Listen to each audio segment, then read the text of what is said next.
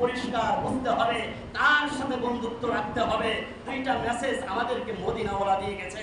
এই হাদিস থেকে স্পষ্ট বোঝা যায় নবী যেই কথা বলেছে, আল্লাহ যেই কথা বলেছে, কোরআন যেই কথা বলেছে, আল্লাহর রাসূল যেই কথা বলেছে, আসমান জমিন ঠিক থাকুক আর না থাকুক, আল্লাহর রাসূলের কথাই সত্য কথা বলেন। এক নাম্বার মুসলমানদের জন্য মেসেজ এইটা।